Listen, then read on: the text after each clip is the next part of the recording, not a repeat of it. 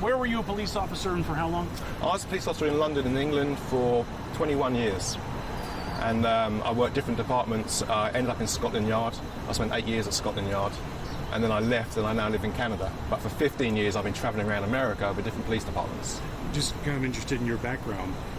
Did you investigate everything that we see essentially in the U.S.? Because we do see a lot of gun crime and murder. Yep. Is that the same thing Scotland Yard was doing, or was it slower?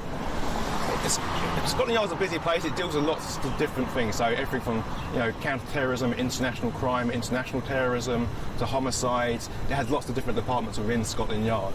And Scotland Yard has this image, but it's basically the headquarters of the London Police. But it has an international footprint as well. Right. Okay. So then, first time you come to Detroit, why did you come here? So I did a tour of American police departments 15 years ago. I did 3 months. Started in Alaska, ended up in Maine, went to the Deep South, Texas, all over. And one of those stops was Detroit. And I've been to Chicago, Baltimore, LA, but nowhere seemed as extreme to me, especially policing-wise, as Detroit. And 15 years ago, downtown certainly was very, very different to what you see today. It was boarded up, it was dirty, there was nothing there.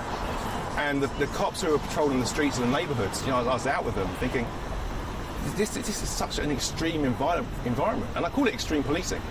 And as a cop, I became fascinated with how you police a city like this. It's so dangerous, that seems so hostile. You go around the neighbourhoods, you've got the burnt-out buildings, the blight, obviously, which everyone talks about. And I wondered, how do you police this at night when there's no street lights, where the street signs are missing? It just seems so extreme to me and so dangerous. And as a cop, it just fascinated me, and I wanted to come back. Define extreme policing as far as it goes for these guys here. What does it mean? This is, as far as I'm concerned, they're underpaid, underfunded, under-resourced, as many police departments are, but certainly in Detroit. But they kick ass. But the cops here are great. I mean, I've got nothing but respect for the police department and the officers who are on those streets, because many of them are from Detroit themselves. They're not from outside. So that they understand the neighbourhoods, they understand the people, they empathise with the people. And when I go out with them, I see the environment they're working in, where we spend time in the gang neighbourhoods. For the book, most of it is spent in the gang neighbourhoods outside of downtown, a side of the city most people would never ever see or know about. And when they're patrolling those areas, it is hostile, it is dangerous, but they get to know the people, and they speak to the gang kids, and they have a relationship there. And I actually go back to London, when I was coming here, I'd go back to London feeling like I was going to be a better cop. And this may sound like nonsense, but feeling like I was going to be a better cop for having spent time in Detroit with the Detroit police. Because it's such an extreme environment that they're very, very experienced. They get very experienced very quickly. And they're not trying, a lot of cops get bored in their jobs. Maybe crime's low, the days are slow. In Detroit, you don't get that. It's just busy, busy, busy. And therefore, you get very, very good and experienced police officers. Tell me about the book. What is the main theme to the book? And I'll ask you a couple of specifics about it. Isn't quite what I was expecting it's going to be, actually. It's a lot deeper than I thought it was going to be. Someone described it as The Wire are set in Detroit, which maybe that's true, but it goes a lot deeper than that. So I got embedded with the Detroit gang unit for a number of weeks in the winter, and I came back again in the summer in 2016.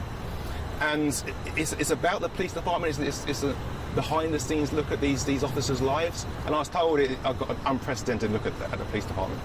And it's unhindered, I could do what I want, and I was embedded with them. And it's a behind-the-scenes look at the Detroit police, but not just the police. I got to know gang members and talk about their lives. Got to know the people in the neighbourhoods, and they told me about their lives. So it's a real look at another side of Detroit that people may not know. But books have been written about Detroit before. Lots of people have written books. But this is something that I believe is quite different because of the access I was given to the department. Tell me a story that sticks out to you that you want people to hone in on with the book. There's one that the cops here, as I say, I've got nothing but respect for them, and they really got to know the kids and the gang kids. And there's one incident where... So what stands out to you, a snippet from the book? One of the things that really stood out to me is the relationship the cops have with the kids and the gang kids. And there's one incident we got called to a shooting in the northeast of the city, where a young kid had been shot dead. And we went there, and the kid who had been shot dead was known by the officers, the gang officers I went with, personally. They had picked him up from school, they had taken him for something to eat, because they had this really, really good, proactive relationship with the children. And that's what really stuck out to me, was this relationship they have, and yet they go to these scenes, and the people they find that are dead at the scenes are people they know personally. And you know, I'm not a casual visitor to Detroit. I've been coming here a long time. I really want to emphasise that. I didn't just turn up saying, I'm going to write a book about Detroit. Oh my God, it's awful. I've been coming here a long time, and I've got to know people. Not just the cops, but the local people and ex-gang members. And I also know people who have been killed in these streets. And that's how it seems to me. If you really know Detroit and you have a connection with Detroit, sooner or later someone you know is going to be killed. That in mind, where's an incident where you were just like, holy shit, what's going on here? There's one where we were just driving around, the cops I was with were just driving around the neighbourhood, and they wanted to show me a house where they'd dealt with a triple homicide. And as we were looking at the house, a young man stepped out of the house and he had a gun in his hands. And he was just watching us with this, he had I think it was a 45. And he's just staring at us. And we sort of drove around and he was still there. And he actually approached the car. And I had to take him down in the street. It was very, very quick and very sudden. It just happened. And that was the instant I found myself suddenly on the streets of Detroit with an armed man. And it brings it home to you just how these things can just suddenly happen. And just before that, the officers have been talking about officers that have been shot dead in Detroit. And then suddenly here we are, these officers are facing a gunman. Yeah, very much so. There's downtown, midtown, there's this resurgence going on, blah, blah, blah. We're in the neighborhoods every day. That's where you were. So the takeaway is that we still see the crime. I mean, because people are living, you know, in unreal conditions in an American city this size. Yeah. Is that kind of something you take away with as far for understanding why these things happen? Yeah, absolutely, absolutely. I mean, I was speaking to a lady in the neighbourhoods the other day, and she said, you know, downtown looks great, but I don't go downtown. It's not for people like us, she said. She goes, you go up Woodward, it's paved, it's nice, and then you get to a line and the road changes. She goes, that's where the money stops. And she feels that the prosperity is never going to reach them in the neighbourhoods. And certainly, not just me, but the cops I spend time with, they really understand why what happens. The kids, I went into a school, I spoke to some of the kids in the school, and the difficulty they have in just going to school sometimes, the dangers they face, you know, the poverty they have, not eating, not having anyone at home, not having anything.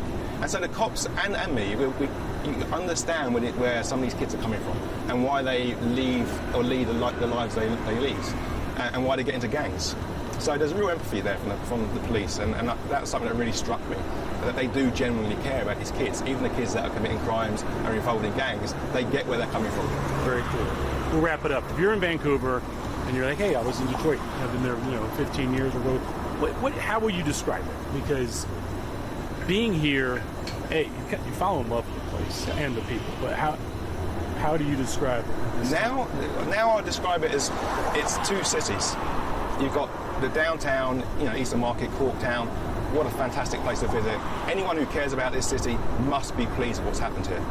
But you've also got the other Detroit, a Detroit people won't ever see or never find themselves in. And that's the Detroit I believe people need to know about, because that's what people need to start caring about. So it's two cities. And then I would imagine you love this place. I love it, and I say this all the time, and I mean it genuinely. I love it because of the people. I don't love it because how great downtown is now, but I loved it before then. I love it because of the people I speak to in the neighbourhoods. And I've been all around this country, but it's always Detroit where people just seem to open up. They want to tell you about their lives, and they're interested in you as well, and they want to talk to you. And they're nice people, they're good people. And one of my concerns is with Detroit, all this resurgence and prosperity, is that the people that have been here for decades, that have been through all the hard times and all the bad times, are they going to get to enjoy what's happening here? And are they going to get to use the facilities that have been built here? And a lot of them that I speak to say they're not. They don't believe they're ever going to get a chance. Downtown's not for them is something I've heard. So that's my concern.